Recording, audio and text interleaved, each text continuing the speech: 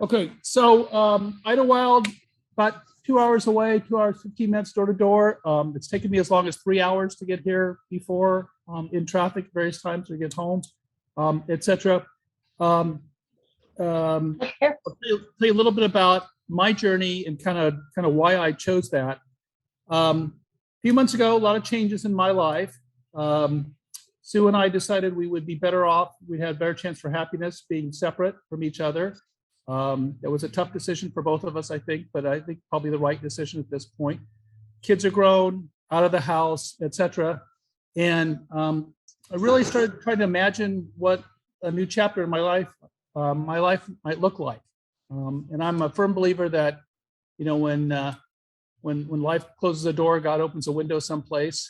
And so I started thinking about what I could do and what I really liked, what I really wanted my next chapter of my life to look like.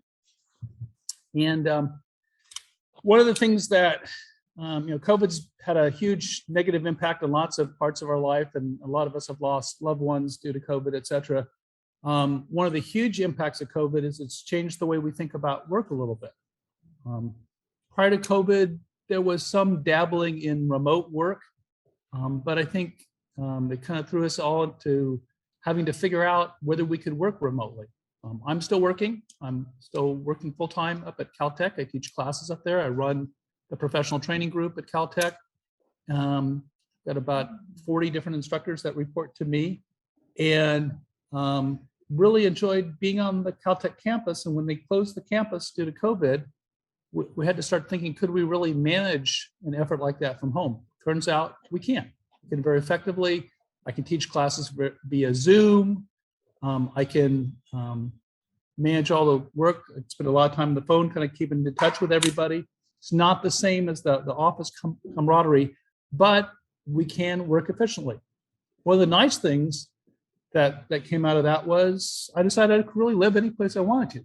I could live anywhere I want to and really effectively do my job. It would be nice if I was close to campus so I could occasionally come in. We do still have some executive classes on campus now that it's reopened, et cetera. But really got me to kind of wondering about things. And so I thought, well, what do I really like to do? One of the things that COVID did for me too was kind of rethink how I spend my time. And couldn't get together, couldn't do some of the things I used to do, but I found that I really enjoyed kind of an outdoor life. I enjoyed biking. So for most of COVID, I was biking every day down at the beach. The Strand is just gorgeous. It's beautiful in the morning, quiet, peaceful. There's a number of people do that. There's a biking group from NBCC that goes down and bikes a couple times a week. So it's with that, and also biked by myself. I really got back into hiking. Hiking was something you could do during COVID because you were outside. You weren't really around people on the hiking trails, et cetera.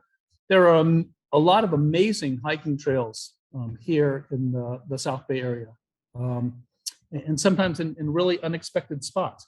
Up at Palos Verdes has a number of really, really good hiking trails. I got an app for my iPhone called All Trails. Gives me a chance to explore trails. What I really like about All Trails is I can pick the length of the trail and the difficulty of the trail. So sometimes I feel like give me a 1 hour easy walk around something, and sometimes I really want that 3 hour, let's get the cardio going sort of run. So I really enjoyed that.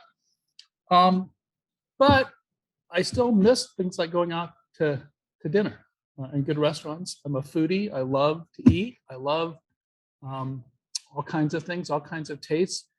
I've been lucky enough in my job to be able to travel all over the world. So I've developed tastes for all kinds of foods, especially Indian food. I love stuff. I can eat anything spicy. I've been lucky that I still have the intestinal strength to take on just about any kind of hot pepper in the world here and really enjoy it. So I started to think, what place might give me those kind of options? And one of the places I immediately thought of was Idyllwild. So Idyllwild is a small community, about 4,000 residents currently. As Huel said, it's about 5,400 feet elevation here, so it's up in the mountains. It gets a good deal of the snow. It gets cold, etc. But it is very temperate in the summer, and it's a place that my family has always enjoyed going. Always loved going up there. We always found fun things to do. The kids especially liked the candy store that was up there. And I liked the candy store because it had all the old time candies. So I don't know if you're an old time candy, but Abba Zabbas and Chicka Sticks and Mary Jane's, all those great things, bubblegum cigars, candy cigarettes, which is probably politically incorrect anymore here. But back when I grew up, we gave kids cigarettes and cigars and candy. Anyway, they really loved it up there, and I really loved it. I always enjoyed getting out. I enjoyed the smell of the pines. I enjoyed the hiking and other sorts of things. And so I thought, well, why not explore Idyllwild a little bit? And I say Idyllwild, but it's actually 3 communities up there: Idyllwild, Pine Cove, and Fern Valley. They're all kind of close next to it. So we have the big triumvirate here. Little history of Idyllwild. Okay, so originally settled by the Cahuilla Indians. They're the Agua Caliente tribe. These days we think of Agua Caliente as the casino up there, which they run. But back then they settled it. Typical agricultural lifestyle back there. Lots of interesting legends, lots of interesting stuff. There is a very famous rock up there called either Taquits or Taquits, depending on how you view that, but Taquits or Taquits rock. So there's a legend there that the chieftain, Taquits or Taquits, was overtaken by an evil spirit, and as part of that, killed his sweetheart. And so the tribesmen, once he was killed, they started chanting over his body, trying to drive the evil spirit out so that the chief could have rest in his afterlife, right? And they were able to drive this evil spirit out, and the evil spirit came out in this huge flame and then went up and occupied this rock, okay? And so supposedly he's up in the rock, and when the earthquakes happen up there, they say it's Taquits arguing. He's fighting with a condor and a rattlesnake inside the rock. And so that's a really famous rock. And up there, the best homes have some view of Taquits rock, if you're interested.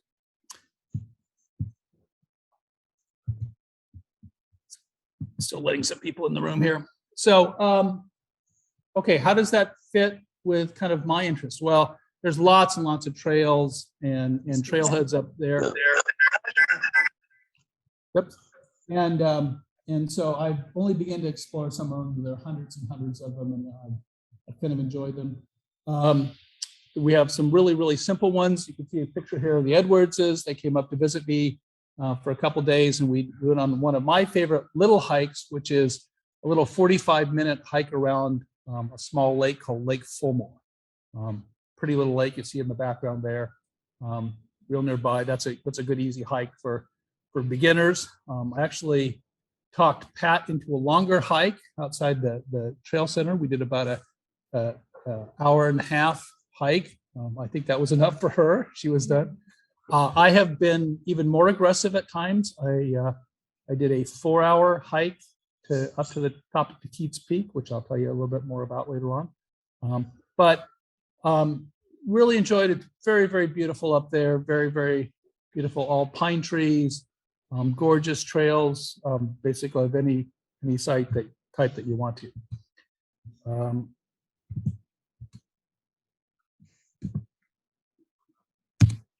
Here's the hike to Taquits Peak. So they call this Devil's Slide. And the reason they call it Devil's Slide is when you get to the top of Taquits Peak, you can't go up. Well, you're some sort of rock climber. I guess you could go up the face of it, but most people go up the backside of it. When you go up the backside of it, as you can see here, you get to an area that's all small shale rock. And little tricky going up there. And the reason they call it Devil's Slide, because if you start to slide, there's really nothing to stop you, and you're going to slide a long way. You're probably going to be pretty. I didn't slide, luckily. Oh gosh, I think it's about 7,000 feet. Sorry, got a little advanced here.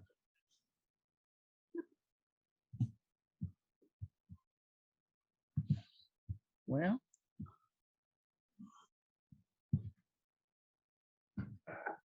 anyway, so that's the Keats Peak. That was a 4-hour hike. That's about my limit these days in terms of 4 hours up and down. By the way, it's almost tougher to go down those kind of hikes than to go up, because it turns out you don't use the muscles in the front of your leg for much of anything. And so that's a kind of a big challenge. A picture.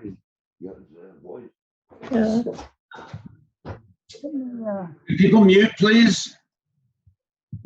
There we go. Okay.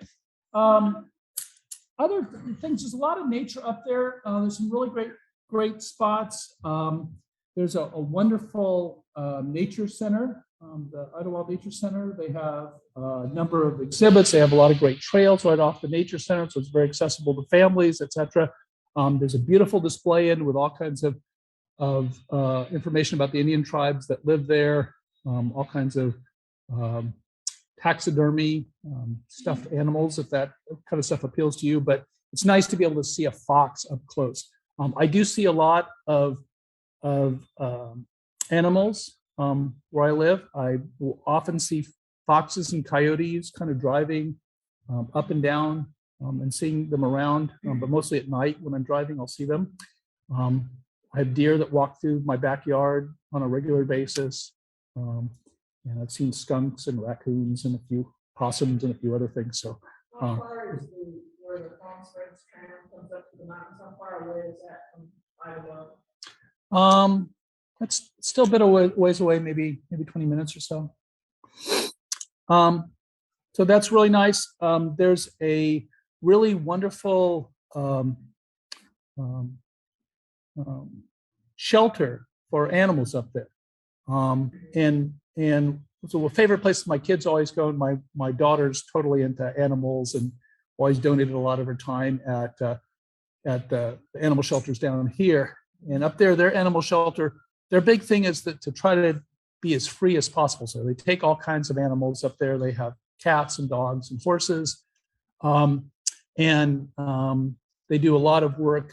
They have a whole program with people that are getting out of the military and are struggling with maybe post-traumatic stress disorders. And they bring them, they work with horses. There's something about horses which is just incredibly calming to people who are struggling, and people learn skills and coping mechanisms and stuff for their. They have a big cattery. Okay, those of you who don't frequent shelters, a cattery is just a big barn of cats. They have a doggery as well, with all the dogs. It was really nice. My kids came up to visit me over the holidays, and I called the center. This will give you some idea of what it's like to live in Idaho.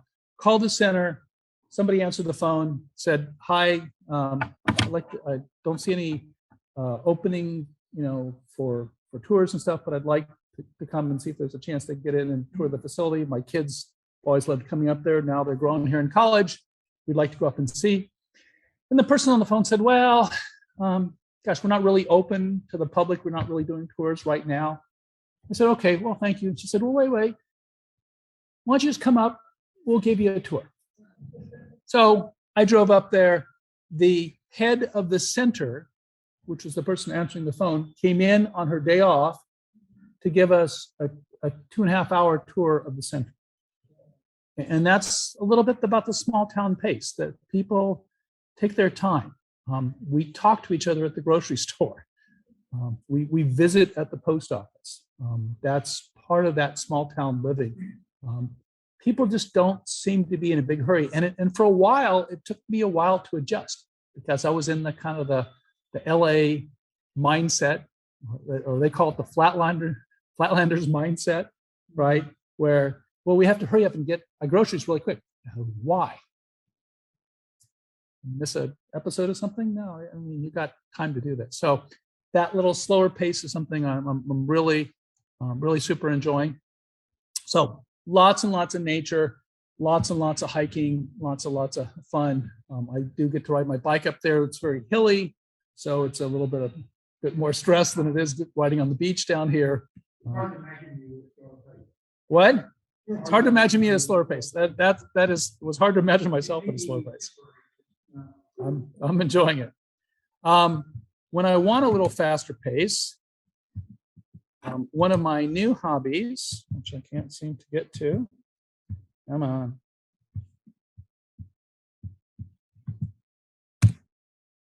is pickleball. Okay, have we done anybody pickleball players? Anybody here play pickleball? What? You have been playing.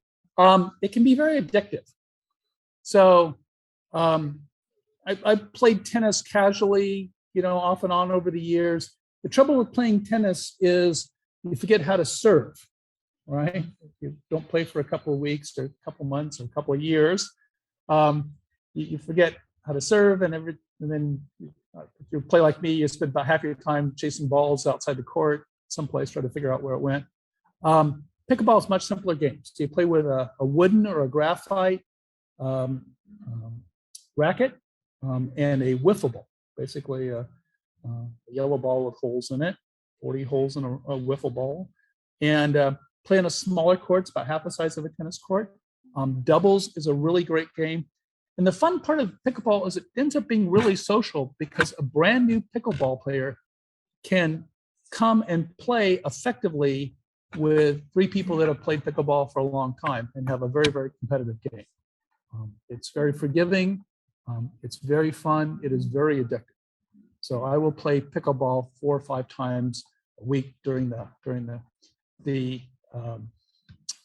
summer months and spring months and things.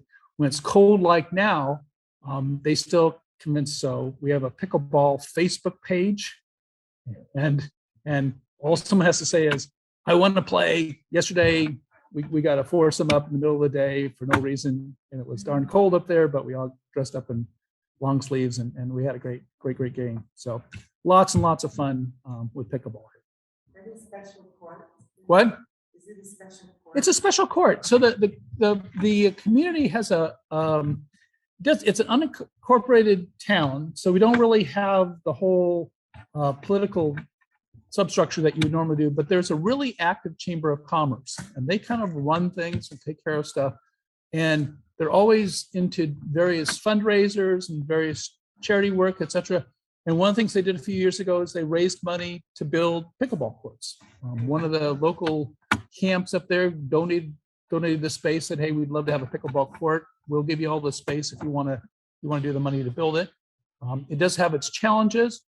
Last week, a huge tree, I can't get my arms around the tree even, fell right through the entire court. Took all the fencing down, took all the nets down, everything else. Day after that, people were there with chainsaws, sawed up the tree, drug it out, pulled the fence back up, wired it back up, because we didn't want to be without pickleball for more than one day. So, question? Yeah, Jim? Unincorporated. We don't have a city council. Chamber of Commerce basically acts as a city council.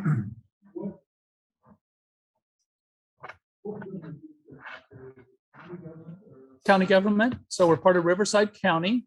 For a while before the California mandate, we were under California mask rules, or we were under Riverside County mask rules, which were much more lenient.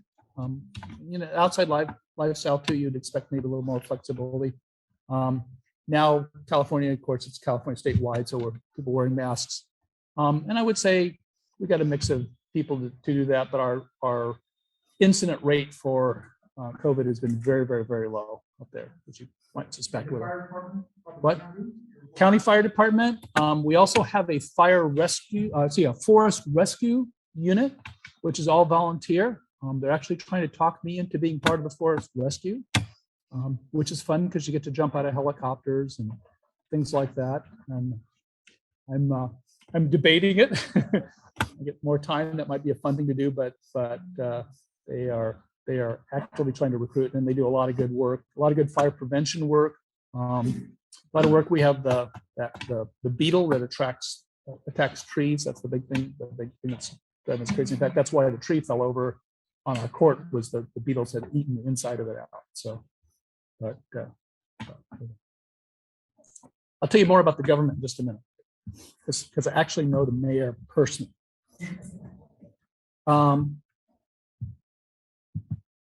Let's see, shopping. Lots and lots of good shopping. You can see there in the upper right-hand corner, there's the Edwards again. We're rocking those hats. But candy at the bottom, really good candy store. So homemade chocolates and all the old time chocolates that we like, and taffy, saltwater taffy. And things. So lots of places to separate tourists from their money. It is basically a tourist town. On the weekends, the population of the town triples or quadruples, maybe. And you see lots of people wandering around on the streets and going into the coffee shops and all the other places. Surprisingly, amazing, interesting places. Most of the shopping is, you might expect stuff with the words Idyllwild on it, but other fun things up there. Groceries. We have like a little small market, and then we have a grocery store about a fourth the size of a Ralph's. And that's typically the nearest Costco. Nearest Costco would be, I think, outside of Hemet. So it's like an hour away, 45 minutes away. What about the nearest hospital? Nearest hospital, they have an urgent care there. They have one pharmacy. There is the nearest decent hospital would also be Hemet, about 45 minutes away. So, but lots of fun there. We keep getting people to admit here. What's a Mercado? Is that a Japanese restaurant? No, that's a gift shop. Really interesting gift shop. Lots of. There's a bit of new age Zen kind of stuff. There are several shops to get crystals and get your chakra in line and all that kind of good thing. I find just walking in the forest gets my chakra wherever my chakra needs to be. That price beer is actually pretty good. It's as Jim mentioned earlier, it's an artist community. So there's lots of art things that are going on every month. I'll tell you more about that in a second. But there's also some theater. So we have one movie theater in town. They show one movie. It's quite often a second run kind of movie. So, you don't want to do that, don't go, but it's perfectly fine. They also do live theater there. So there's a Idyllwild theater troupe. They put on some really amazing quality things. I've talked with the director. Her eyes lit up when I started talking about the things that we did down here at Manhattan Beach. And she's trying to recruit me to either be on stage or behind stage to do something. And I'll probably do that at some point in my life. But it's nice because everybody kind of knows everybody and everything. And it's just real easy going. It's fun. Going to the theater when the theater's in town, where you meet all your friends that are in town, because they're all going to the same, because it's the show will have 2 or 3 nights like it is here at Manhattan Beach Community Church. Let's see, restaurants, lots and lots of good restaurants. I kind of probably favor more the coffee shop and the kind of little places. A lot of interesting things. There's some really interesting coffee shops. One of the coffee shops is owned by a family. All the family works there. Father and mother probably in their late 30s, early 40s. Very proud. I walked in and chatted with him, and he wanted, when he found out as an engineer, he had to go back and show me his new roasting machine that he had just gotten from Germany, and explain all the details of it. And we had a good geeks discussion for about an hour about the skills of roasting coffee. One of the things that coffee shop does, which I think is very interesting, is they have coffee tastings, like Oh, a cool. wine tasting. You can actually go and they'll put out a bunch of different coffees, explain this one's Ethiopian and this one's Sumatran and what the differences are and what you're looking for in them. And people sip their coffee like they would be sipping wine and saying impressive things about it. Yeah, Jim. Yeah. Is it small enough that everybody knows everybody? Yeah. Because it's only about 4,000 residents, pretty much everybody in town, right? The town is really fueled by the tourists. Of course, don't know the tourists, but you'll see people around and they'll greet you by name. A good example, there's no mail service. There's no home mail delivery. We don't have any mailboxes at our houses. So everybody goes to the post office, which is great because you see everybody there. And I've been in town maybe a couple of weeks. I got a post office box like first thing and then went in town and picked it up. And if you get a package that won't fit in your post office box, they give you a little card, right? And so I walk into the post office with my card from my box, get whatever package I've got. And the postmaster there looks up and says, "Oh, hi, Rick. We've got a package for you back here." Okay, I've been in town 2 weeks and she knows my name and my face and remembers that there's a package in the post office. Just amazing, just fun. And I've heard her have the most amazing conversations with people like, "Hey, you're that new sump pump you wanted came in today, and oh yeah, well, the last one I had was doing this and blah, blah, blah."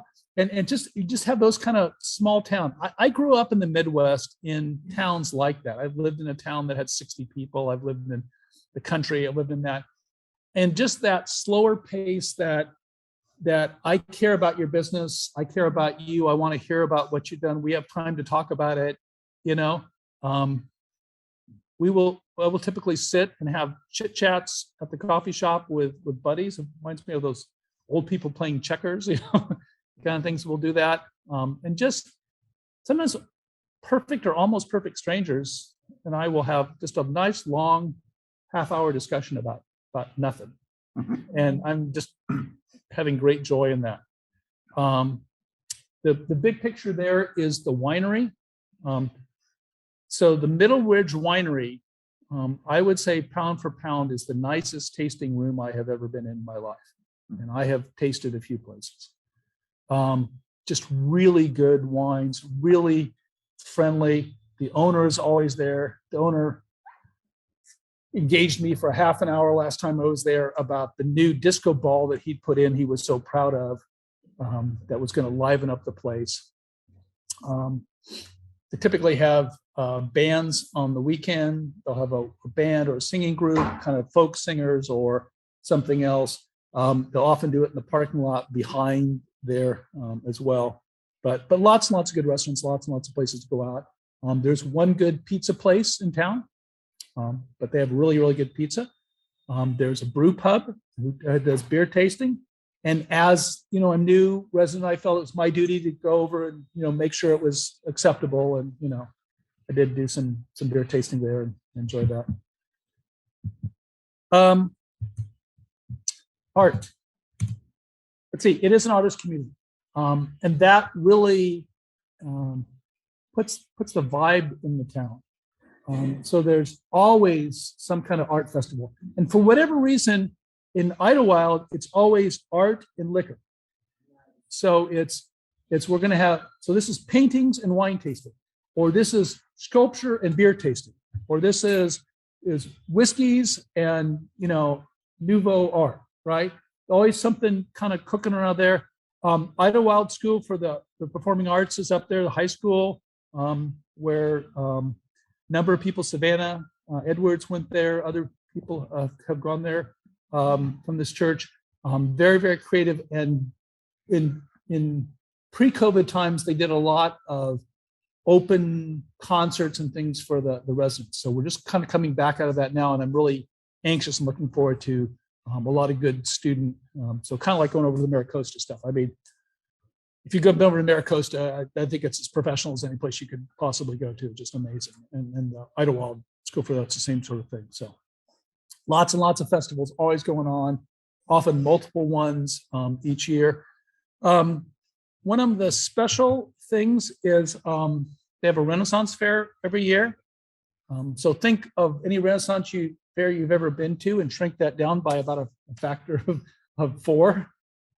But good natured stuff and jesters and jugglers and dueling and a king and a queen and that sort of thing.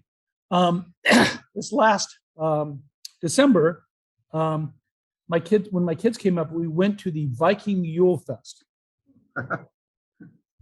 So think of Renaissance fair with Viking horns on.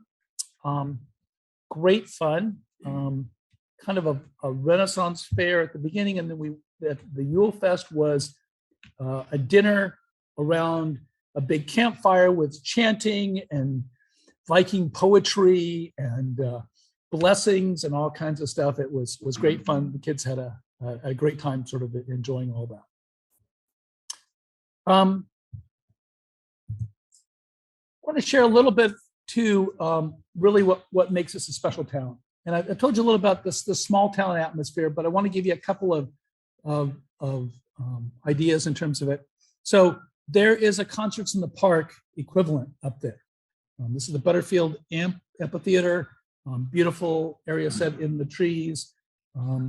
And they in the warmer months, they do a concert every week, big concert. And they have some pretty amazing, pretty good bands, singers, other bands, big bands, etc.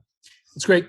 So when I moved to Idyllwild, which is back in kind of the September timeframe, I decided I was just going to move there permanently. I was not going to pussyfoot around. I was looking for a house to buy, but I hadn't found anything yet. And so I said, I'm going to just move up there. I'll get an Airbnb. I'll stay in there long-term, month after month, and we'll work it out. And I'll be here close where I can look at properties and things like that. And so the first weekend I went up there, first event I really went to was the amphitheater on the first day I was there, the Concerts in the Park. And so you take your lawn chairs, you set it up just like Concerts in the Park over here in Manhattan Beach. And I went down to the food booth to buy a soda and got to talking with the lady there. It turns out she's the head of the Chamber of Commerce, and got to chatting with her. Okay, hey, I'm new to Idyllwild, blah, blah, blah. Oh yeah, it's a Chamber of Commerce. And she gave me a flyer on what they do, which is amazing. They have classes and they sponsor the pickleball and all kinds of other things, and sponsor a lot of the festivals. So I just got to talking. Yeah, okay. And she said, yeah, we'd love to have you be part of the chamber at some point. I'm in there like 10 minutes. Like, you don't know me, I might be a good person, but that's great. Wonderful. I go back, I sit down. A couple minutes later, she comes on stage and turns out she's the master of ceremonies to introduce the band. And so she says, God, it's great to be back at Concerts in the Park, see everybody. It's nice to welcome all the old faces and also welcome new faces like Rick. Rick's a new guy out there on the. So I'm getting shout outs from the stage my very, very first day. Okay, so I think, well, that's great. How welcoming could it be? Until the next day. And the next day I met the mayor. Not only did I meet the mayor, but the mayor kissed me. And I kissed the mayor back. So this is Mayor Max. He is our mayor. Pretty much neutral in terms of politics. He believes in his political stance includes, naps in the sun and lots of licking cats. He's a little ambivalent about cats, but yeah, John. Yeah. Do you have any philanthropic organizations like Seroptimus or Yeah. Rotary up there? There's a Rotary up there. There's a Elks Club up there. There's a VFW up there. A couple of others are like that. Seroptimus, yeah. VFW has been interesting because VFW has these killer barbecues up there. Really wonderful. But I like to eat. Is that coming through a little bit? So just lots of fun. But Mayor and I had a good time. So, but just great fun. And the mayor is often downtown on a Saturday and accessible to the public. And the mayor's attaché makes sure he gets to all the right sort of things. So I love this. So it sounds all wonderful and great and terrific and everything. I will tell you that there are some challenges, right? It's cold. We had our first really big snowstorm the other day, and I was coming back from visiting my family in Phoenix and came back through the snowstorm and realized that I didn't have any chains for my car. And I got to the section where chains were required. And I drove past the police car, hoping to God that they wouldn't realize that I didn't have chains, and slid around a little bit because I only had another 2 miles to go. And I was pretty sure I could make it. I made it. Glad I got in. Had I been a half an hour later, I wouldn't have gotten in. So the snow is a little bit different for somebody who's lived for 40 years here in the South Bay. Because there's not really a big market, sometimes that could be a little frustrating. I am lucky because I'm coming back and forth still here to Manhattan Beach on the weekends to sing in the choir and be part of the church and ADG and such. And so I typically can do my shopping down here, and that's I go to my Costco here, or I can stop in Hemet on the way up and get groceries and things How long like does it that. take? It takes me about 2 hours and 15 minutes, 2.5, depending on traffic. That's typically I'm coming if I came in the morning, like this morning I left at 5:45, took me 2 hours and 15 minutes. When I go back, like maybe in the afternoon today or on a Sunday, it will typically take about 2.5 hours. Go Friday at 4:30, you're looking at 3 hours. Yeah, 3 hours. And that's if you buy the express lane out in Riverside. But if you don't buy the express lane, it's 3.5 hours. So I try to zig when everybody else in the South Bay is zagging. Initially, I really struggled. It was a little frustrating because I just kind of mentally made the decision I wanted to move to Idyllwild. I was going to move to Idyllwild, and then it was a question of finding something that I could afford. As people have started to go vacation again and stuff, prices have really climbed. For Airbnbs and for rentals, etc. Since I was going to buy, I didn't really want to commit to a 1-year lease. I really wanted to kind of rent month to month. That's not really available at Idyllwild. And so I found myself trying to talk various Airbnb owners into letting me rent a whole month at some sort of discounted rate, not pay a tourist rate. And I went through several places like that. And I lined up one place I thought was going to be perfect. Beautiful place, small apartment, it's going to work for me just fine. And made the reservation on Airbnb. And a couple days later, my reservation got canceled. No explanation. Called the owner, no response. Left a couple messages. Something happened. Did I alienate? Because I'd met with the owner before I booked it, just to look at the place, make sure somehow I was going to be happy in for a month. And really frustrating because I was kind of planning to be up there on the weekend, and I got canceled on like a Wednesday. And so really frustrated, didn't know what to do. Turns out her place burned to the ground. Oh. So propane tank exploded. And I started thinking, timing I could have been there with a place burning to the ground. So I first of all, felt bad for her, but secondly, felt maybe lucky I didn't dodge the bullet. But in the midst of that, I really wasn't sure that I was making the right decision. It's tough leaving the church I love, leaving a lot of friends down here, even knowing I'd come back and see you guys on the weekends and stuff. A lot of changes in my life, a lot of difficulty, and so. When I have difficulties like that, I like to walk in the woods. And luckily, I'm right there in the woods. And so on one of the weekends where it'd been pretty frustrating, I decided I'm going to just go take a big hike. I'm going to hike a trail I've never hiked, a good long one, and just think about it. And I found myself praying the entire time and saying, God, I need some help here. I need a sign. I need something that tells me, am I doing the right thing? What's all this difficulty about? You got to give me some sense that this is right. Could I just get a sign? And I clear the next turn, and there's my view. Okay, thanks God. good sign. I get it. And after that, I sort of got much more calmer about everything. And yeah, volunteer. Well, there's a Riverside Fire Department, but the locals are all volunteer. Oh, quick. Oh yeah, I think they could be at your place in 15 minutes or so. Certainly. I mean, you could be any place in town in 5 minutes, so wouldn't take too much. So that's been good, and I think it's really helped me in my faith to be up there and to be kind of quiet and alone. I've spent more time in the Bible than I have before. I've spent more time listening to sermons. The drives back and forth on the weekend is my meditation time, and so I listen to books on tape and sermons and things like that, and that's kind of really helped me. Yeah, John. How many churches are there up there? What kinds? There's about 8 or 9 churches. Wow. There is a community church, which is probably where I would go if I wasn't coming here. I've been part of their Bible study group up there, men's Bible study group.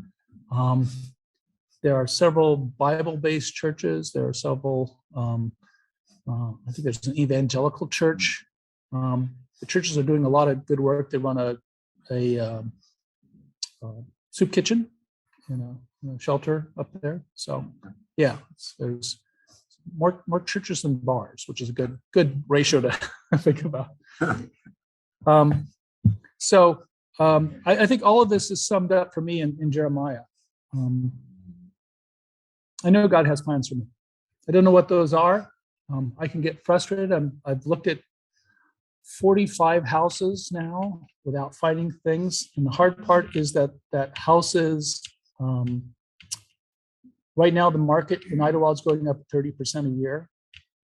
So you can easily get priced out even after selling a nice expensive home in Manhattan Beach and then having a nice profit. You get to the end of your wage earning years and you say, I gotta be a little bit frugal with my money here. And so you don't want to spend a lot. And I don't need a big 6-bedroom home up there, but it's tough to find stuff. And so that's been a little frustrating, but my faith in God empowers me. I know that there are plans that he has for me.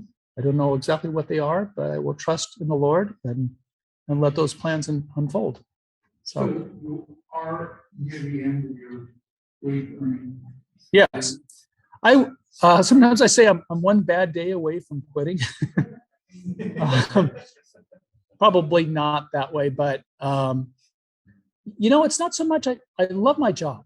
I adore the people I work with. I'm lucky to work with some of the brightest minds in the world at Caltech, and I have a really wonderful staff of about 10 that I work with that are just amazingly talented people. I have about 40 instructors that I supervise that are all brilliant folks in their careers. And that part is really stimulating. I like the intellectual challenge of everyday work. I could tell you, I hate teaching remotely on Zoom. I've taught for decades, and teaching is really my first love, and I'm addicted to watching the light bulb go on over my students' heads. When I can explain a concept, and I see in their face that they get it, all of a sudden, I see what you're talking about. I understand. I see how that relates to what I do. I'm teaching professionals out in the workforce. So these are people developing additional job skills. I'm addicted to that.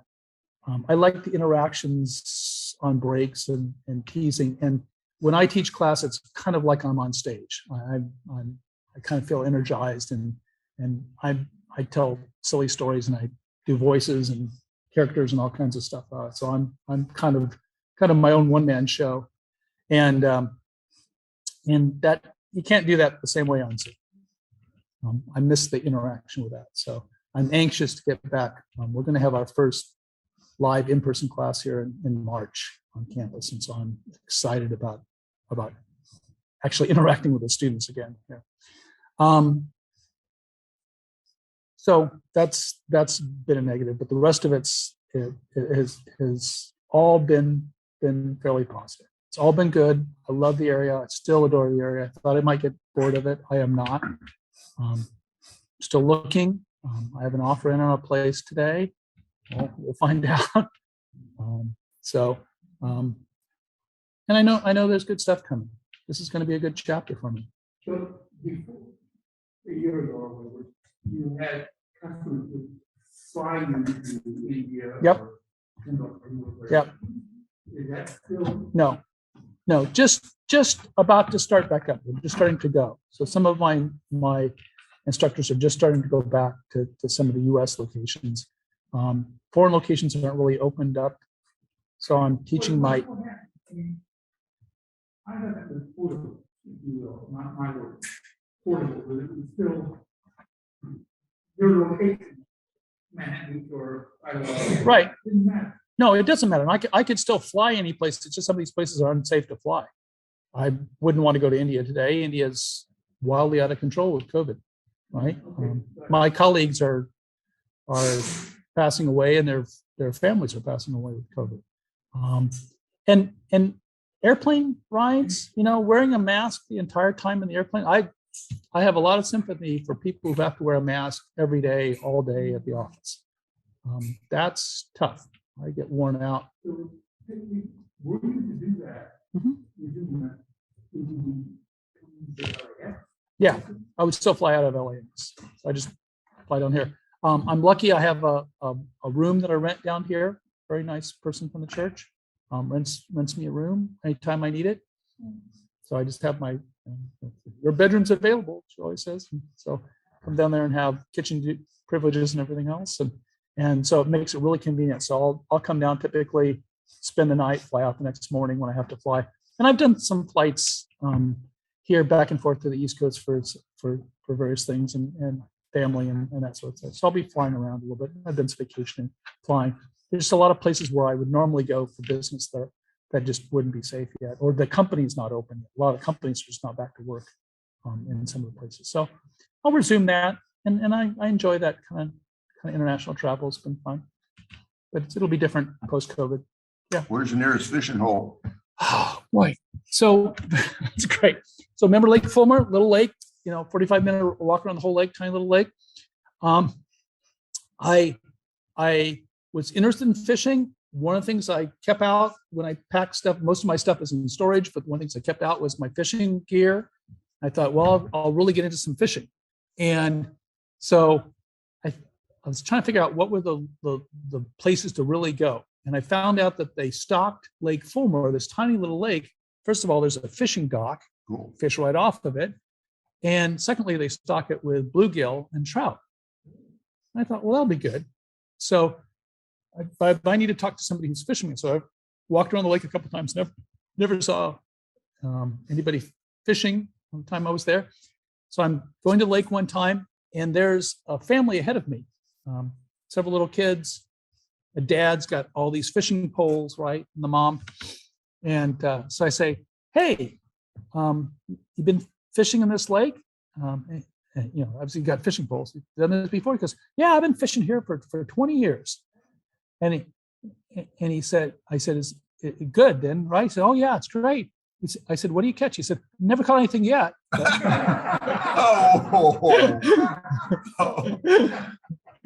So he's a true fisherman who gets the idea that fishing isn't about catching fish, it's just about being out quietly on the lake. And I have a lot of admiration. My dad, my family, when fishing when I was a little boy, I think he spent most of his time getting hooks out of people's ears and trying to get the lines untangled and everything else. But so there's that. There's also Lake Hemet, which is the big lake. That's a great big lake designed for it. The Boy Scouts camp on that lake. There's boating and that kind of thing. And I think that's probably the lake you'd really go to if you were serious about fishing.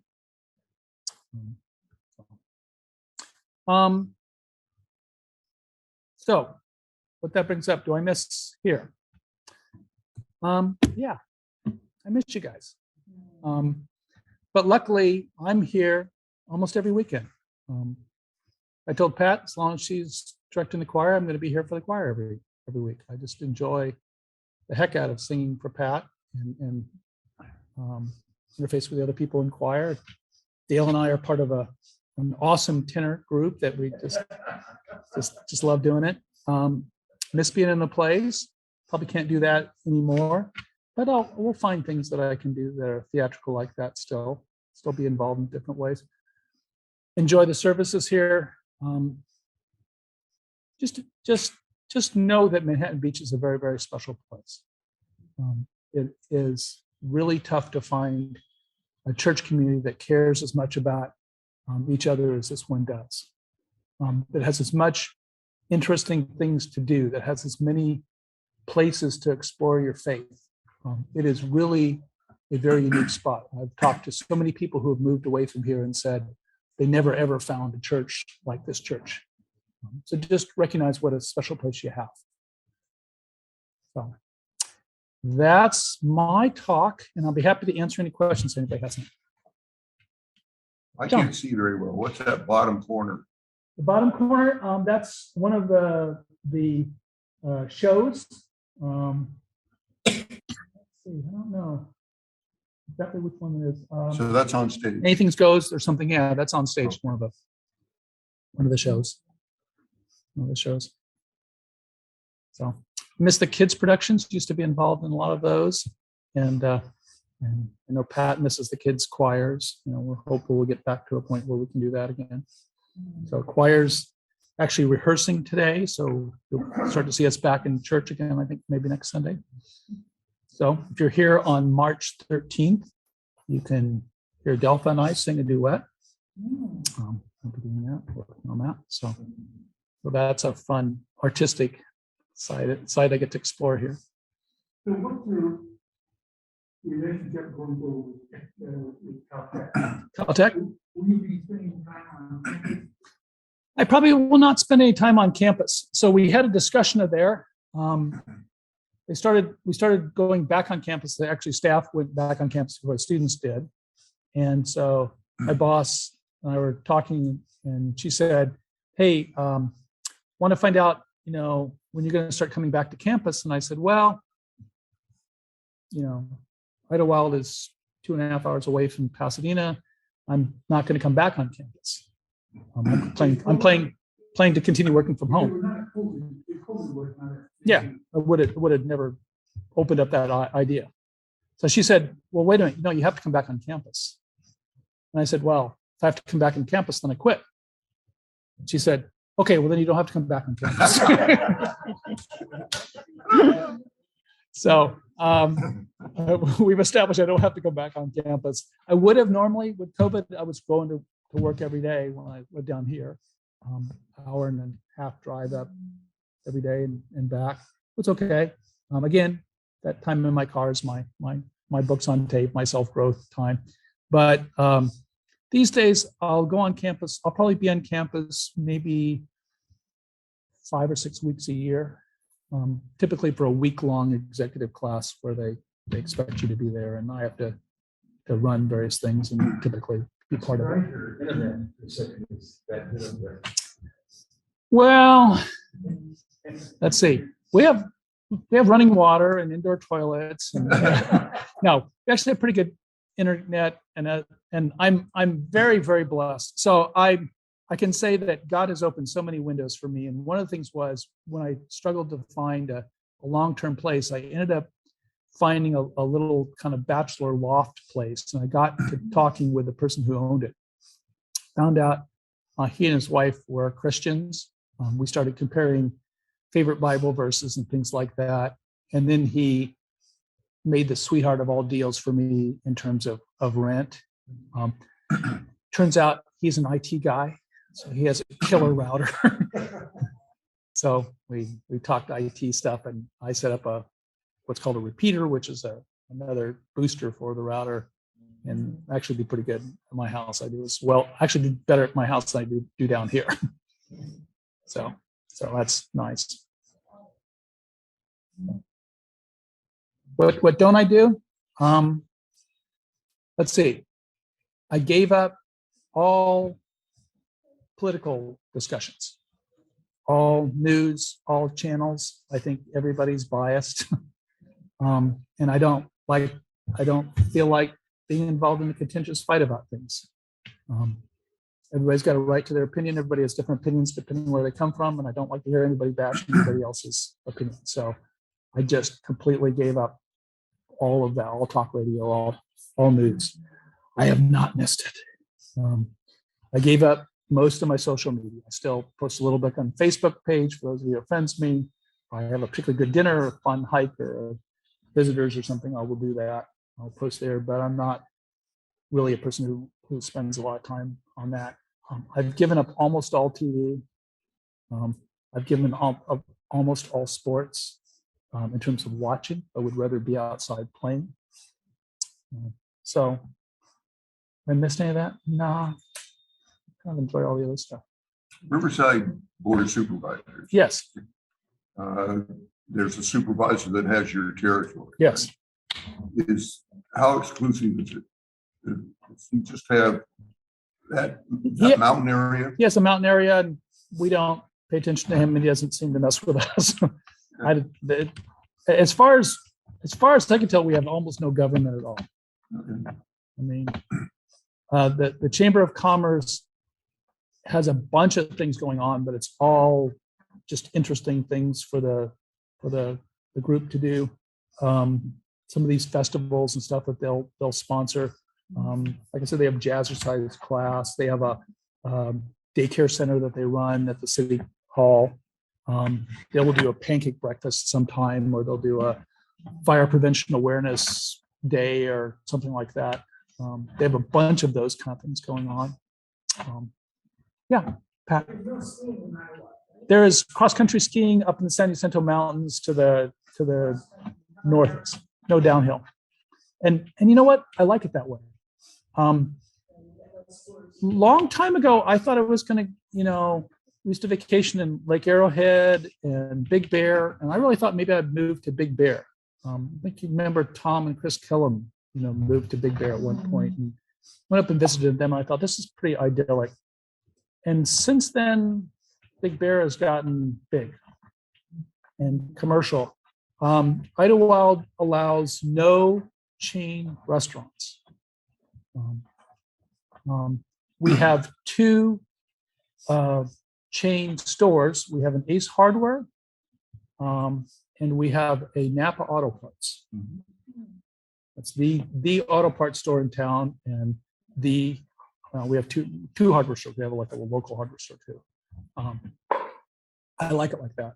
It keeps that small town feel. Yeah. I don't remember the name. Middle Slope Winery. Middle Ridge. Middle Ridge. Yeah. Winery. Killer. Could I go online and buy some of their wine? You could.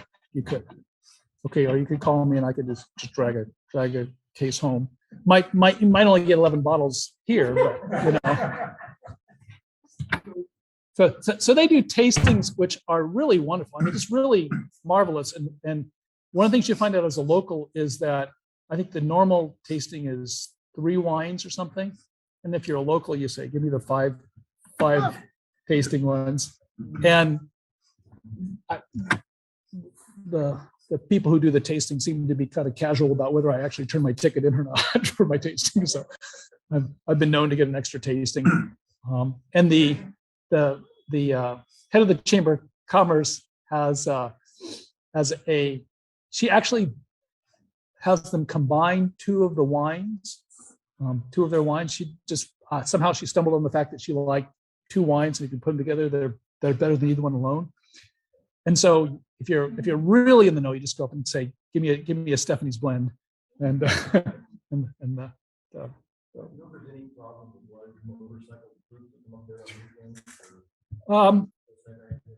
so I saw the Hell's Angels gang yesterday, actually, when I was in town, both of them.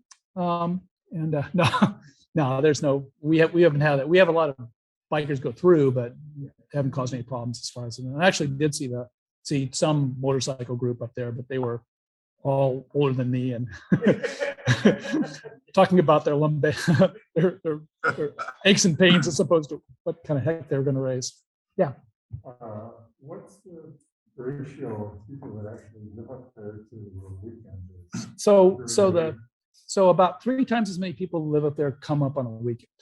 So we'll have 12,000 people in the town, which is enough to see a lot of people out in the streets and walking in the shops and stuff. But yeah, so Do you think 2 times as many people reside there? no, come each weekend during the summer as opposed to live there. And people will come, even in the winter, they'll come for the snow, right? So not skiing, but the sledding for the kids and it's cross country and traipsing around and that kind of thing. Yeah. Do people have vacation homes? Like Yeah. you- or what's the percentage of- A lot of people have vacation homes. So I don't know, I would say 1/4 of the homes are vacation homes, maybe. A lot of that.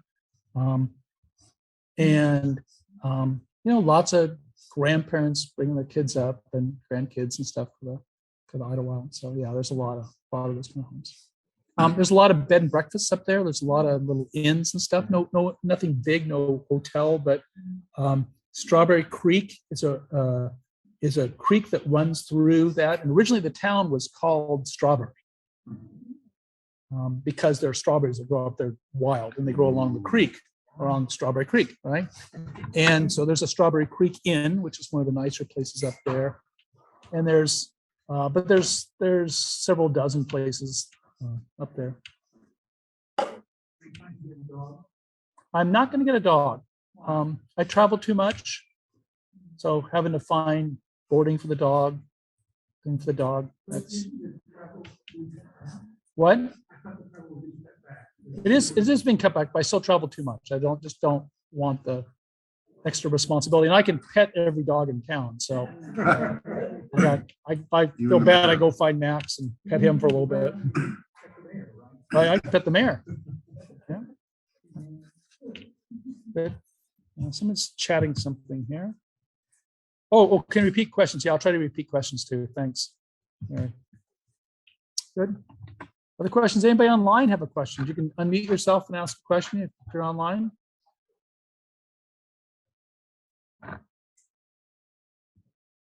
Let me encourage you. Go ahead.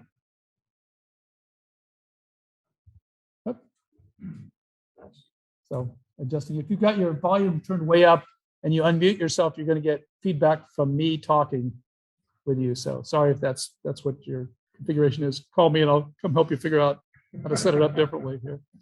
I still do computer maintenance here. So if you need computer help, let me know because I'm still down here most Sundays and Sunday afternoons. I run around and do that.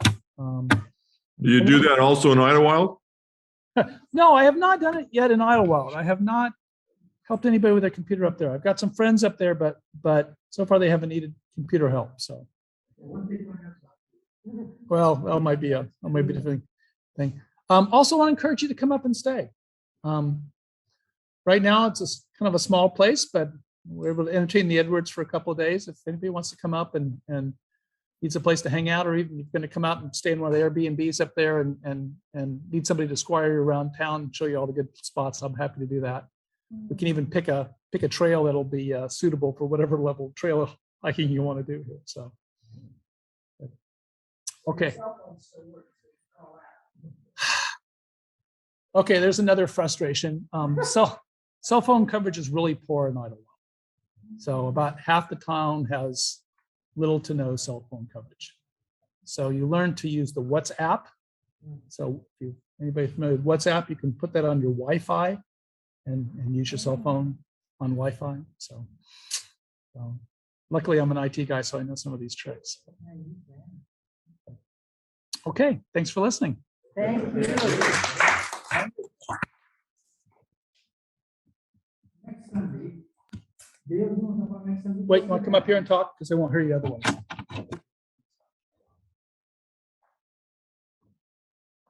Next Sunday, I'm going to give a presentation about my stained glass art.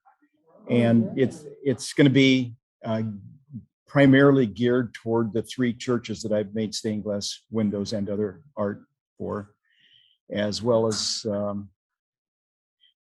gentleman by the name of James Shui. He lives in Arcadia. He is, if you look up contemporary Christian artist, His name will come up. He's quite famous in that area. And I have adapted his art into 9 pieces. Posted the first one on Facebook a while ago, and I got a like from him. I'd given him credit that it was an adaptation from him. So anyhow, I'll show you that. I'll tell you a little bit more about that. And so anyhow, yeah, that'll be next week. So other things coming up after next Sunday. So on the 20th, February 20th, we will have a presentation by Bruce Cook about the Manse project, the upgrade. You'll probably hear some of that in the annual meeting as well. The following Sunday, the 27th of February, I have asked BJ to talk about something that's been a problem for me for many years, which is the Trinity. Why the Trinity? Why is God in 3 different manifestations as opposed to a single God that does everything? So he will talk about the history of the Trinity, and there's a lot of politics years ago, probably centuries ago. So BJ will be talking about that on the 27th. Then on the March 6th, I've asked Jacob, who will be leaving us, we don't know how soon, but soon, to talk about himself. Where did he come from? What's he all about? So Jacob will be doing a biographical sketch of himself. So that's the next 4 weeks or so. So I guess we're ready to shut down. All right. Thank you. Thank you. Thank you. Bye, everybody. Thank you. Bye. Thanks. Great presentation. Sounds so fun. Thank you. Thank you, Rita. Okay. Hey.